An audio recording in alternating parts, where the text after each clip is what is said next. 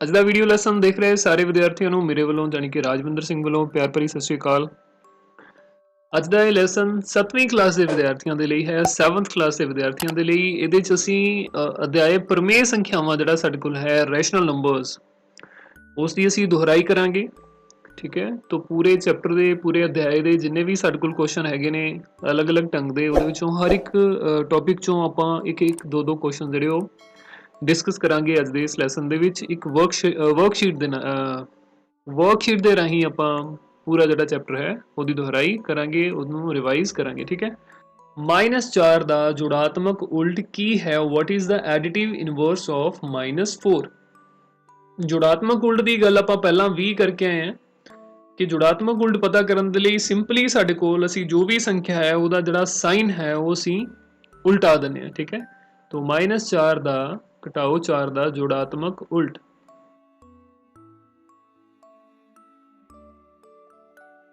हाँ जी, तो ये साडे कोल -4 है, तो -4 नूं असीं इहदे घटाओ दा निशान हटावांगे, साडे कोल 4 बन जाएगा। ठीक है, तो ये साडे कोल संख्या है घटाओ दा 4 और इहदे उल्ट असीं 0 दे उन्ना ही अगे जावांगे सज्जे पासे, तां ये साडे कोल इस संख्या दा जुड़ात्मक उल्ट जिहड़ा वो बन जाएगा। ठीक है, किसी भी संख्या का जुड़ात्मक उल्ट वो संख्या होंदी है जिन्हों असीं संख्या दे विच जोड़ीए तो सानूं 0 जिहड़ा प्राप्त होए। ठीक है, -4 दे विच असीं 4 जोड़ांगे जां कह लो 4 दे विचों 4 घटावांगे, वो सेम चीज़ हो जानी है, तो साडे कोल उत्तर जिहड़ा 0 बन जाता है। ठीक है, इस तो बाद अगला सवाल है हेठ लिखियां दे गुणात्मक उल्ट लिखो, find the multiplicative inverse of the following. ठीक है, जुड़ात्मक उल्ट करन दे लई जिथे असीं साइन चेंज करदे हां, जमा नूं घटाओ, घटाओ नूं जमा दे विच, उत्थे ही गुणात्मक उल्ट पता करन दे लई असीं संख्या दा उल्ट क्रम जिहड़ा लिख देना हुंदा। उल्ट क्रम ये साडे कोल -13/5 है, इहनूं असीं लिख दांगे 5/13 और घटाओ दा निशान जिहड़ा वो 5 दे नाल अंश दे विच आ जाएगा। ठीक है, इसे ढंग दे नाल दूसरा सवाल है साडे कोल 5/13, इहदा गुणात्मक उल्ट लिखण दे लई इहनूं असीं 13/5 लिख देवांगे। ठीक है, और तीसरे सवाल का अंदाजा तुसी अपने आप बड़ी आसानी के नाल लगा सकते हो। अगर ये 6/3 है तो इसका मल्टीप्लीकेटिव इनवर्स, इसका गुणात्मक उल्ट की होएगा 3/6।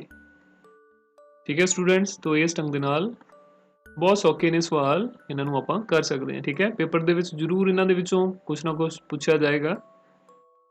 इस तो बाद अगला सवाल है साडे कोल हल करो। ये साडे कोल कुछ एक्सप्रैशन जिहड़े दिते हुए है, दो प्रमेय संख्यावां दे जोड़ ने साडे कोल ना, तो एक एक करके आपां इन्हां नूं हल करांगे। सब तो पहला है साडे कोल -7/12 जमा -2/13। तो जेकर तो हर बराबर होवे, हर समान, फिर तो बहुत ईजी हुंदा है। ठीक है, हर जेकर समान नहीं है तो उहदे लई सानूं की करना पएगा, फिर आपां पिछले सवाल दे विच करके आए हैं। 13 ਨੂੰ ਅਸੀਂ 7 ਦੇ ਨਾਲ ਗੁਣਾ ਕਰਾਂਗੇ, 12 ਨੂੰ ਅਸੀਂ -2 ਦੇ ਨਾਲ ਗੁਣਾ ਕਰਾਂਗੇ। ਠੀਕ ਹੈ, 12 ਤੇ 13 ਨੂੰ ਆਪਸ ਦੇ ਵਿੱਚ ਵੀ ਗੁਣਾ ਕਰ ਦਾਂਗੇ। ਇਹ ਸਾਡੇ ਕੋਲ ਆ ਜਾਏਗਾ -7 ਗੁਣਾ 13 ਜਮਾ -2 गुणा 12 वटा 12 गुणा 13। ठीक है, तो ये साढ़े कोल बन जाएगा 13×7 91, तो 12 दूना 24 और हेठा साढ़े कोल आ जाएगा 12 नूं 13 नाल गुणा करन ते 156। ठीक है, तो अंश ਦੇ ਵਿੱਚ ਅਸੀਂ ਦੋਨੋਂ ਸੰਖਿਆਵਾਂ ਕਿਉਂਕਿ ऋणात्मक ਨੇ, ਜਦੋਂ ਦੋਨੋਂ ਹੀ ਸਾਡੇ ਕੋਲ ऋणात्मक ਦੋਨੋਂ ਘਟਾਓ ਦੀਆਂ ਸੰਖਿਆਵਾਂ ਨੇ ਤਾਂ ਇਹਨਾਂ ਦਾ ਵੀ ਜੋੜ ਹੀ ਹੋਏਗਾ, ਪਰ ਜਿਹੜਾ ਨਿਸ਼ਾਨ ਹੈ ਉਹ ਅੱਗੇ ਮਾਈਨਸ ਆਏਗਾ। ਠੀਕ ਹੈ, ਘਟਾਓ ਹਮੇਸ਼ਾ ਉਦੋਂ ਹੁੰਦੀ ਹੈ ਜਦੋਂ ਇੱਕ ਸੰਖਿਆ ਘਟਾਓ ਦੀ ਹੋਵੇ, ਦੂਜੀ ਜਮਾ ਦੀ ਹੋਵੇ, ਜਾਂ ਪਹਿਲੀ ਜਮਾ ਦੀ ਹੋਵੇ, ਦੂਜੀ ਘਟਾਓ ਦੀ ਹੋਵੇ। ਠੀਕ ਹੈ, तो जो दोनों का साइन सेम है, चाहे दोनों का साइन जो प्लस का है, चाहे दोनों का साइन घटाओ का है, हमेशा ही जोड़ होएगा। तो साइन जो आएगा, अगर जोड़ है दोनों जगह जमा का निशान है तो जमा का निशान आ जाएगा, नहीं तो घटाओ का निशान आ जाएगा, होएगा जोड़। ठीक है, 4 ते 1 5 ते 9 2 11। ये साढ़े कोल बन गया 115/156। ठीक है, तो ये साढ़े कोल उत्तर है पहले सवाल का। इस बार दूसरा सवाल -6/5 जमा 9/11। ठीक है, ये भी अंश जिहड़ा है हर जिहड़े ने वो साडे कोल दोनों संख्यावां दे अलग ने, तो ये भी असीं यही तरीका जिहड़ा वो वरतांगे। 11 नूं 6 नाल गुणा 5 ਨੂੰ 9 ਨਾਲ ਗੁਣਾ ਤੇ ਇਹਨਾਂ ਦੋਨਾਂ ਨੂੰ ਆਪਸ ਦੇ ਵਿੱਚ ਗੁਣਾ ਕਰਤੀ ਜਾਏਗੀ। ਠੀਕ ਹੈ, तो ये साढ़े कोल बन जाता है 11 ਨੂੰ 6 ਨਾਲ गुणा करांगे -6 गुणा 11 गुणा का निशान इत्थे ना भी पाइए तां भी चल जाएगा। इस तो बाद +9 गुणा 5 वटा साढ़े कोल आएगा 5 गुणा 11। ठीक है, तो 11 छीक ये साढ़े को हो गया 66 और 5 9 5 45 वटा साढ़े कोल 11 5 55। ठीक है, तो जिमें मैं पहला गल करके आया कि जेकर साढ़े कोल एक संख्या जमा दी है दूसरी घटाऊ दी है तो हमेशा घटाऊ होएगी। ठीक है, तो घटाऊ होने तो बाद जिहड़ा निशान वड्डी संख्या दे अगे है वही निशान जिहड़ा साढ़े कोल उत्तर दे विच आएगा। ठीक है, तो 66 वड्डी संख्या है, 66 दे विचों 45 जिहड़ा असीं ओह घटा देंगे, ये साढ़े कोल बन गया 21। ठीक है, इत्थे आएगा साढ़े कोल 21 पर निशान किहड़ा आएगा 21 दे अगे साइन आएगा माइनस दा, क्योंकि वड्डी संख्या 66 66 दे अगे जिहड़ा माइनस दा निशान है साढ़े कोल। ठीक है, और हेठां साढ़े कोल आ जाएगा 55। ठीक, तो इस ढंग दे नाल ये साढ़े कोल 21/55 जिहड़ा है वो लोड़ींदा उत्तर है इस सवाल का।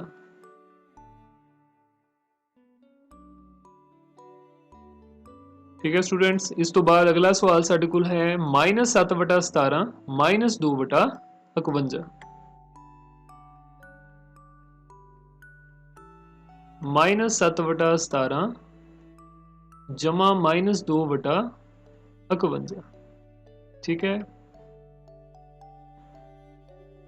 ठीक है, तो ये असी की कर सकते हैं, एक चीज़ इत्थे ध्यान देने वाली है कि 17 एक तो असी जो उपर मैथड यूज़ करके आए हैं वही आप कर सकते हैं, बिल्कुल वो साढ़े कोल उत्तर जिहड़ा सही आ जाएगा।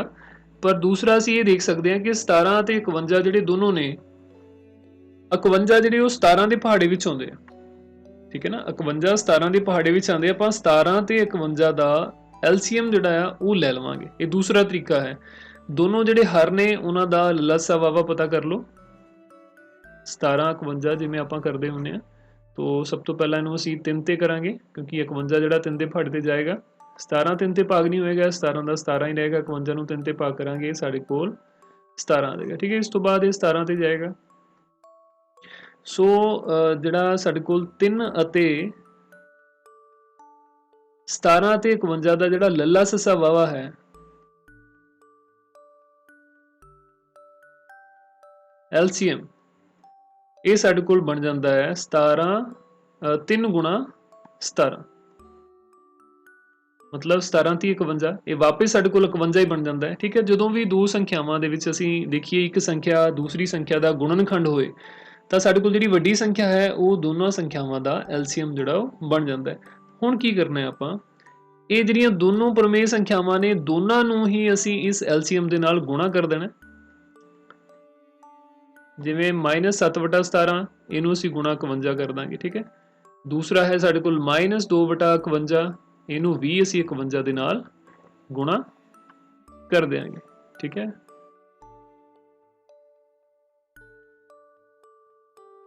ते इस पूरे एक्सप्रैशन नूं असीं वापस थले LCM दे नाल गुणा कर देंगे। ठीक है, तो ये याद रखना है, हर संख्या नूं LCM नाल गुणा कीता आपां लला सवावा नाल, ते पूरी जो साडे कोल वैल्यू आंदी उहनूं भी असीं 51 दे नाल गुणा कर देंगे। ठीक है, तो ये 17 ते 51 दोनों कट्टे जाणगे, 17 एकम 17 17 ती 51 और ये 51 दे नाल 51 जिहड़ा वो कट्टिया जाएगा। तो 7 ते 21 ये साडे कोल बनदे ने -21 -21 और ये साढ़े कोल माइनस के 2 इत्थे बचणगे, क्योंकि प्लस माइनस हो जाएगा और हेठां साढ़े कोल बन जाता है 51। ठीक है, तो 21 ते 2 दोनों ही ऋणात्मक ने, साढ़े कोल 23 बन जाएगा -23/51। ठीक है, तो ये साढ़े कोल इस सवाल का उत्तर जो है वो बन जाता है। ठीक, तो इस ढंग दे नाल आपां प्रमेय संख्यावां दे जोड़ नूं जिहड़ा हल कर सकते हैं। इस तो बाद अगला सवाल है वधदे अते घटदे क्रम विच लिखो right in ascending and descending order. ठीक है, साडे कोल प्रमेय संख्यावां दित्तियां होईयां ने, तो प्रमेय संख्यावां दे विच असीं इन्हां नूं वधदे क्रम विच लिखना। तो उहदे लई सब तो सौखा तरीका ये हुंदा है कि जेकर असीं इन्हां दे हर जिहड़े उहनां नूं बराबर कर लईए ਤਾਂ ਜਿਹੜਾ ਵੀ ਅੰਸ਼ ਛੋਟਾ ਹੋਏਗਾ ਉਹ ਸੰਖਿਆ ਸਾਡੇ ਕੋਲ ਪਰਮੇਯ ਸੰਖਿਆ ਛੋਟੀ ਹੋ ਜਾਂਦੀ ਹੈ, ਜਿਹੜੀ ਅੰਸ਼ ਜਿਹੜਾ ਸਾਡੇ ਕੋਲ ਵੱਡਾ ਹੋਏਗਾ ਉਹ ਪਰਮੇਯ ਸੰਖਿਆ ਵੱਡੀ ਹੋ ਜਾਏਗੀ, ਜੇਕਰ ਹਰ ਸਾਰੇ ਸਮਾਨ ਨੇ। ਤਾਂ ਪਹਿਲੇ ਸਵਾਲ ਦੇ ਵਿੱਚ ਹਰ ਤੁਸੀਂ ਦੇਖ ਸਕਦੇ ਹੋ ਸਾਰੇ ਸਮਾਨ ਹੀ ਨੇ, ਤਾਂ ਇਹਨੂੰ ਅਸੀਂ ਵੱਧਦੇ ਕ੍ਰਮ ਵਿੱਚ ਪਹਿਲਾਂ ਲਿਖਦੇ ਹਾਂ, ਵੱਧਦੇ ਕ੍ਰਮ ਵਿੱਚ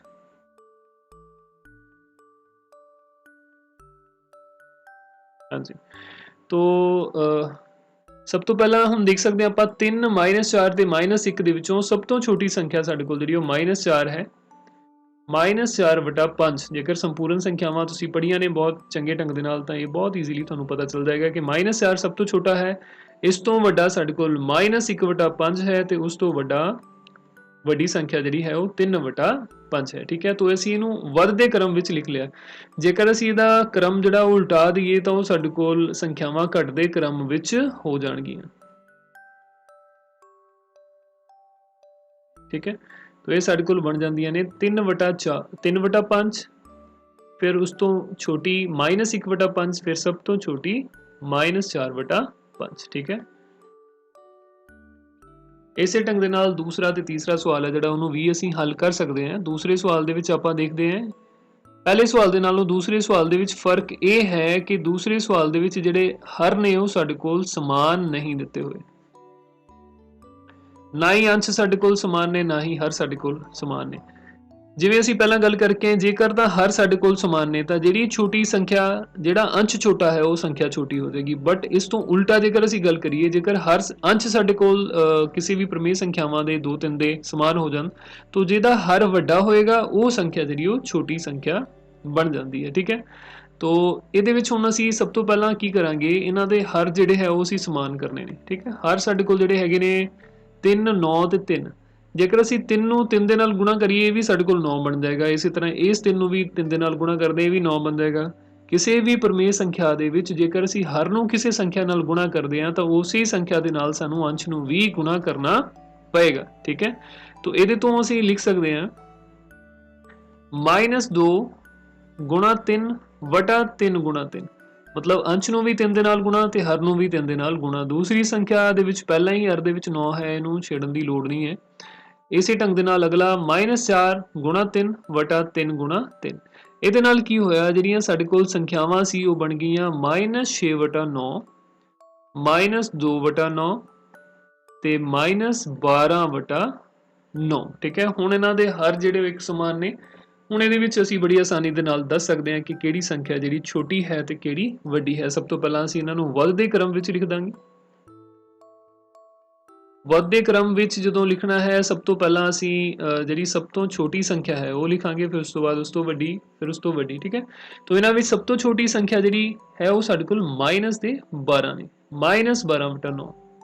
ਇਸ ਤੋਂ ਬਾਅਦ ਇਹ ਸਾਡੇ ਕੋਲ ਆਏਗਾ -6/9 ਜਿਹੜਾ ਹੈ -12/9 ਤੋਂ ਵੱਡੀ ਸੰਖਿਆ ਹੈ, -6/9 ਤੋਂ ਵੱਡੀ ਸੰਖਿਆ -2/9 ਹੈ। ਠੀਕ ਹੈ, तो ਜੇਕਰ ਅਸੀਂ ਘਟਦੇ ਕ੍ਰਮ ਵਿੱਚ ਲਿਖਣਾ ਹੈ ਤਾਂ ਇਹ ਸੰਖਿਆਵਾਂ ਦਾ ਅਸੀਂ ਜਿਹੜਾ ਕ੍ਰਮ ਹੈ ਉਹ ਉਲਟਾ ਦੇਵਾਂਗੇ।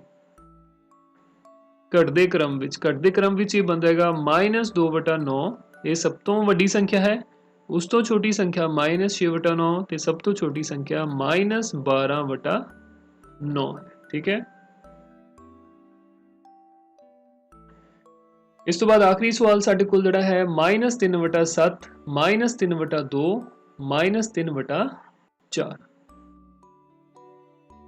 तीजा सवाल, तीजा पार्ट इस सवाल दा -3/7, -3/2 ते -4/7। ठीक है, हाँ जी, हल। ਇਹਦੇ ਵਿੱਚ ਵੀ ਹੁਣ ਸਾਡੇ ਕੋਲ ਜਿਹੜੇ ਹਰ ਨੇ ਉਹ ਤੁਸੀਂ ਦੇਖ ਸਕਦੇ ਹੋ ਕਿ ਸਮਾਨ ਨਹੀਂ ਹੈਗੇ, ਹਰ ਸਾਡੇ ਕੋਲ ਡਿਫਰੈਂਟ ਨੇ। ਇੱਥੇ 7 ਹੈ, ਇੱਥੇ 2 ਹੈ ਤੇ ਇੱਥੇ 7 ਹੈ। ਤਾਂ ਅਸੀਂ ਕੀ ਕਰਨਾ ਹੈ ਹੁਣ, ਇਹਦੇ 'ਚ ਇਹ ਵੀ ਨਹੀਂ ਕਿਹਾ ਜਾ ਸਕਦਾ ਜਿਹੜਾ 7 ਹੈ ਉਹ 2 ਦੇ ਪਹਾੜੇ ਵਿੱਚ ਆਉਂਦਾ ਜਾਂ 2 7 ਦੇ ਪਹਾੜੇ ਵਿੱਚ ਆਉਂਦਾ ਹੈ ਨਾ। ਜਿਵੇਂ ਪਿਛਲੇ ਸਵਾਲ ਦੇ ਵਿੱਚ ਸੀਗਾ ਕਿ ਬੜੀ ਆਸਾਨੀ ਦੇ ਨਾਲ ਅਸੀਂ 3 ਨੂੰ ਜਿਹੜਾ 3 ਦੇ ਨਾਲ ਗੁਣਾ ਕਰਕੇ 9 ਦੇ ਬਰਾਬਰ ਕਰ ਲਿਆ, ਪਰ ਇਹਦੇ ਵਿੱਚ ਇਵੇਂ ਨਹੀਂ ਹੋ ਸਕਦਾ ਕਿ 7 ਨੂੰ 2 ਨੂੰ ਕਿਸੇ ਸੰਖਿਆ ਨਾਲ ਗੁਣਾ ਕਰੀਏ ਤੇ ਉਹ 7 ਬਣ ਜਾਏ। ਤਾਂ ਇਹਦੇ ਲਈ ਅਸੀਂ ਕੀ ਕਰਨਾ ਹੈ, ਜਿਹੜੀਆਂ ਵੀ ਸਾਡੇ ਕੋਲ ਜਿਹੜੇ ਵੀ ਨੰਬਰ ਹੇਠਾਂ ਹੈਗੇ ਨੇ ਅਸੀਂ ਇਹਨਾਂ ਦਾ ਐਲਸੀਐਮ ਜਿਹੜਾ ਉਹ ਪਤਾ ਕਰ ਸਕਦੇ ਹਾਂ। तो 7 ਤੇ 2 ਦਾ ਜਿਹੜਾ ਲਘੁੱਤਮ ਸਮਾਵਰਤਕ ਹੈ ਉਹ ਸਾਡੇ ਕੋਲ 14 ਬਣੇਗਾ। ਠੀਕ ਹੈ, तो ਅਸੀਂ ਕੀ ਕਰਨਾ ਹੈ ਹੁਣ 7 ਨੂੰ 2 ਨਾਲ ਗੁਣਾ ਕਰਾਂਗੇ 14 ਬਣ ਜਾਏਗਾ 2 ਨੂੰ 7 ਨਾਲ ਗੁਣਾ ਕਰਾਂਗੇ ਇਹ ਵੀ 14 ਬਣ ਜਾਏਗਾ ਇਹ 7 ਨੂੰ ਵੀ 2 ਦੇ ਨਾਲ ਗੁਣਾ ਕਰਾਂਗੇ ਇਹ ਵੀ 14 ਬਣ ਜਾਏਗਾ ਠੀਕ ਹੈ ਜਿਸ ਸੰਖਿਆ ਨਾਲ ਅਸੀਂ ਹਰ ਦੇ ਵਿੱਚ ਗੁਣਾ ਕਰਨਾ ਹੈ ਉਸੇ ਸੰਖਿਆ ਦੇ ਨਾਲ ਅਸੀਂ ਅੰਸ਼ ਦੇ ਵਿੱਚ ਵੀ ਗੁਣਾ ਕਰ ਲਵਾਂਗੇ ਠੀਕ ਹੈ ਤੋ ਇਹਨੂੰ 14 ਬਣਾਉਣ ਦੇ ਲਈ ਹਰ ਨੂੰ ਵੀ 2 ਦੇ ਨਾਲ ਗੁਣਾ ਤੇ ਅੰਸ਼ ਨੂੰ ਵੀ 2 ਦੇ ਨਾਲ ਗੁਣਾ ਇਸੇ ਢੰਗ ਦੇ ਨਾਲ -3/2 ਹੈ ਇਹਨੂੰ 14 ਬਣਾਉਣ ਦੇ ਲਈ ਸਾਨੂੰ 7 ਦੇ ਨਾਲ ਅੰਸ਼ ਨੂੰ ਤੇ ਹਰ ਨੂੰ ਦੋਨਾਂ ਨੂੰ ਗੁਣਾ ਕਰਨੇ ਪੈਣਗੇ तीसरी संख्या ਦੇ ਵਿੱਚ -4/7 है अंश ਨੂੰ ਵੀ 2 ਦੇ ਨਾਲ ਗੁਣਾ ਕਰਾਂਗੇ ਹਰ ਨੂੰ ਵੀ 2 ਦੇ ਨਾਲ ਗੁਣਾ ਕਰਾਂਗੇ ਤੋ ਇਹਦੇ ਨਾਲ ਹੁਣ ਜਿਹੜੀਆਂ ਸੰਖਿਆਵਾਂ ਨੇ ਉਹ ਸਾਡੇ ਕੋਲ ਕੀ ਬਣ ਜਾਂਦੀਆਂ ਨੇ -6/14 -21/14 -8/14 ਠੀਕ ਹੈ ਹੁਣ ਜਿਹੜੇ ਹਰ ਨੇ ਉਹ ਸਾਡੇ ਕੋਲ ਸਮਾਨ ਹੋ ਗਏ ਨੇ ਤਾਂ ਹੁਣ ਅਸੀਂ ਇਹਨਾਂ ਨੂੰ ਘਟਦੇ ਕ੍ਰਮ ਤੇ ਚੜ੍ਹਦੇ ਕ੍ਰਮ ਵਿੱਚ ਲਿਖ ਸਕਦੇ ਹਾਂ ਇੱਕ ਚੀਜ਼ ਹੋਰ ਜਿਹੜੀ ਆਪਾਂ ਪਿਛਲੇ ਸਵਾਲ ਦੇ ਵਿੱਚ ਕਰ ਸਕਦੇ ਹਾਂ ਉਹ ਇਹ ਸੀ ਕਿ ਜਿਹੜੀ ਸੰਖਿਆ ਸਾਡੇ ਕੋਲ 12/9 ਹੈ ਇਹ ਸੰਖਿਆ ਬਣੀ ਸੀ 4/3 ਵਾਲੀ ਸੰਖਿਆ ਤੋਂ ਠੀਕ ਹੈ ਤਾਂ ਅਸੀਂ ਵਾਪਸ ਇਹਦੀ ਜਗ੍ਹਾ ਤੇ ਇੱਥੇ -4/3 ਲਿਖ ਸਕਦੇ ਹਾਂ ਕਿਉਂਕਿ ਸਾਨੂੰ ਸਵਾਲ ਦੇ ਵਿੱਚ ਜਿਹੜੀਆਂ ਸੰਖਿਆਵਾਂ ਦਿੱਤੀਆਂ ਗਈਆਂ ਨੇ ਜੇ ਆਨਸਰ ਦੇ ਵਿੱਚ ਆਪਾਂ ਉਹੀ ਸੰਖਿਆਵਾਂ ਵਾਪਸ ਲਿਖ ਲਈਏ ਤਾਂ ਜ਼ਿਆਦਾ ਬੈਟਰ ਹੈ ਠੀਕ ਹੈ ਉਹਦੇ ਲਈ ਕੀ ਹੋਏਗਾ ਜਿਹੜਾ -12/9 ਹੈ ਇਹ ਬਣਿਆ ਸੀ -4/3 ਤੋਂ ਇਹਦੀ ਜਗ੍ਹਾ ਤੇ ਅਸੀਂ -4/3 ਲਿਖ ਦਿਆਂਗੇ -6/9 ਕਿਸ ਤੋਂ ਬਣਿਆ ਸੀ ਇਹ ਬਣਿਆ ਸੀ 2/3 ਤੋਂ -2/3 ਤੋਂ ਇਹਦੀ ਜਗ੍ਹਾ ਤੇ -2/3 ਅਸੀਂ ਲਿਖ ਦਿਆਂਗੇ ਅਖੀਰ ਦੇ ਵਿੱਚ ਜਿਹੜੀ ਸੰਖਿਆ ਉਹ ਸਾਡੇ ਕੋਲ -2/9 ਰਹੇਗੀ ਠੀਕ ਹੈ ਇਸੇ ਢੰਗ ਦੇ ਨਾਲ ਹੇਠਾਂ ਵੀ ਲਿਖ ਦਿਆਂਗੇ ਤਾਂ ਜ਼ਿਆਦਾ ਵਧੀਆ ਜਿਹੜਾ ਉਹ ਰਹੇਗਾ ਠੀਕ ਹੈ ਸਟੂਡੈਂਟਸ तो जो क्वेश्चन ਦੇ ਵਿੱਚ ਸਾਨੂੰ ਰਕਮਾਂ ਦਿੱਤੀਆਂ ਉਹੀ ਅਸੀਂ ਆਨਸਰ ਦੇ ਵਿੱਚ ਇੱਥੇ ਵਾਪਸ ਲਿਖ ਦਿੱਤੀਆਂ ਨੇ ਤੋ ਇਸੇ ਢੰਗ ਦੇ ਨਾਲ ਇੱਥੇ ਹੁਣ ਅਸੀਂ ਇਹਨੂੰ ਵੱਧਦੇ ਕ੍ਰਮ ਵਿੱਚ ਲਿਖਾਂਗੇ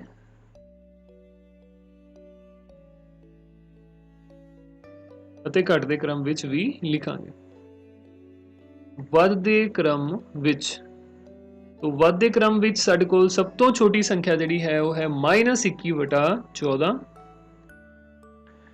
ਤੇ ਇਸ ਤੋਂ ਬਾਅਦ ਇਸ ਤੋਂ ਵੱਡੀ ਜਿਹੜੀ ਸੰਖਿਆ ਹੈ ਉਹ ਸਾਡੇ ਕੋਲ -8/14 ਤੇ ਸਭ ਤੋਂ ਵੱਡੀ ਸੰਖਿਆ -6/14 ਇਹਨਾਂ ਤਿੰਨਾਂ ਦੇ ਵਿੱਚੋਂ ਸਭ ਤੋਂ ਵੱਡੀ ਸੰਖਿਆ ਇਹ ਹੈ ਠੀਕ ਹੈ ਤੋ ਇਹਨਾਂ ਦਾ ਜੇਕਰ ਅਸੀਂ ਜੋ ਸੰਖਿਆਵਾਂ ਸ਼ੁਰੂ ਦੇ ਵਿੱਚ ਸਾਨੂੰ ਦਿੱਤੀਆਂ ਗਈਆਂ ਨੇ ਉਹਦੇ ਨਾਲ ਅਸੀਂ ਵਾਪਸ ਇਹਨਾਂ ਨੂੰ ਰਿਪਲੇਸ ਕਰੀਏ ਤੋ ਜਿਹੜਾ -21/14 ਹੈ ਇਹ ਬਣਿਆ ਸੀ -3/2 ਤੋਂ ਤੇ ਇੱਥੇ ਸਾਡੇ ਕੋਲ -3/2 ਸੰਖਿਆ ਲਿਖੀ ਜਾਣੀ ਚਾਹੀਦੀ ਹੈ -8/14 ਇਹ ਸਾਡੇ ਕੋਲ ਬਣਿਆ ਸੀ -4/7 ਤੋਂ ਇੱਥੇ ਸਾਡੇ ਕੋਲ -4/7 ਸੰਖਿਆ ਅਸੀਂ ਲਿਖ ਦਿਆਂਗੇ ਔਰ -6/14 ਇਹ ਸੰਖਿਆ ਬਣੀ ਸੀ -3/7 ਤੋਂ ਸੋ ਇਹ ਸਾਡੇ ਕੋਲ ਅਸਲੀ ਕ੍ਰਮ ਜਿਹੜਾ ਉਹ ਬਣ ਜਾਏਗਾ ਠੀਕ ਹੈ ਸਭ ਤੋਂ ਛੋਟੀ ਫਿਰ ਉਸ ਤੋਂ ਵੱਡੀ ਫਿਰ ਉਸ ਤੋਂ ਵੱਡੀ ਇਸ ਕ੍ਰਮ ਨੂੰ ਜੇਕਰ ਅਸੀਂ ਉਲਟਾ ਦਿੰਦੇ ਹਾਂ ਫਿਰ ਸਾਡੇ ਕੋਲ ਸੰਖਿਆਵਾਂ ਜਿਹੜੀਆਂ ਉਹ ਘਟਦੇ ਕ੍ਰਮ ਵਿੱਚ ਹੋ ਜਾਣਗੀਆਂ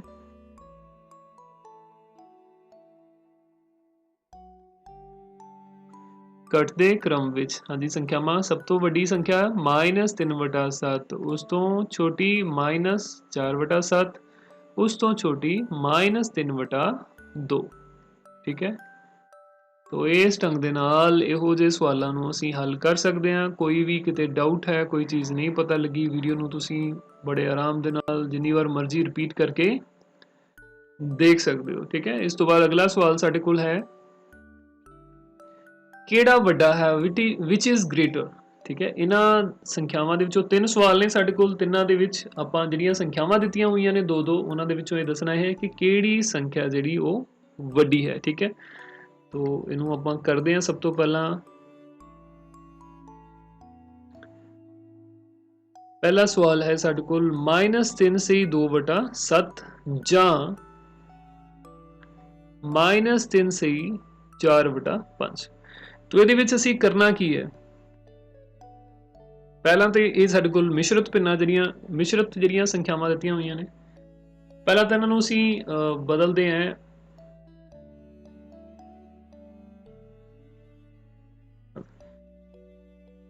ਸਭ ਤੋਂ ਪਹਿਲਾਂ ਤਾਂ ਅਸੀਂ ਇਹਨਾਂ ਨੂੰ ਹੱਲ ਕਰਾਂਗੇ 7 ਤੇ 21 ਤੇ 2 ਸਾਡੇ ਕੋਲ 23/7 ਬਣ ਜਾਏਗਾ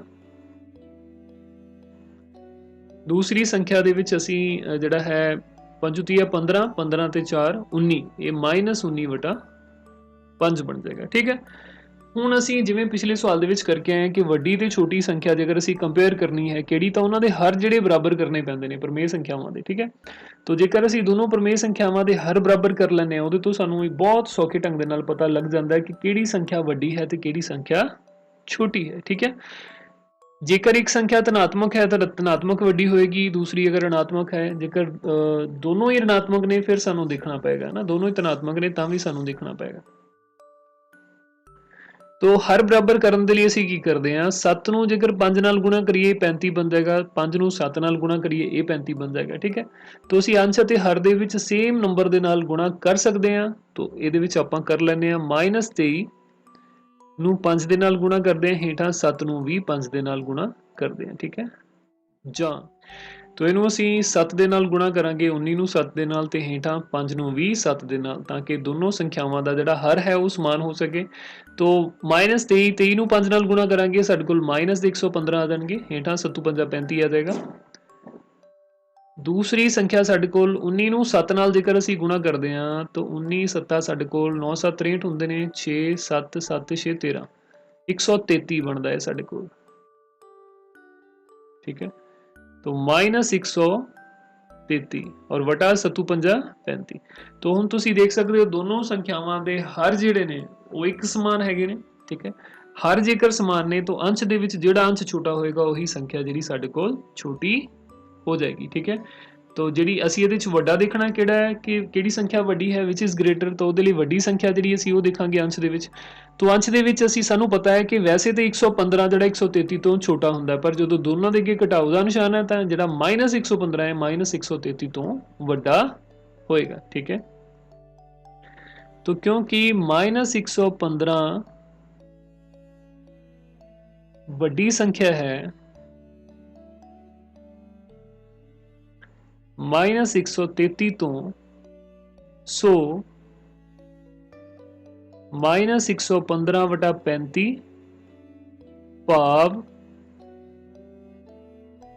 इनू असी किस संख्या तो बनाया सी -23 वटा 7 तो, भाव -23 वटा 7 वड्डी प्रमेय संख्या है।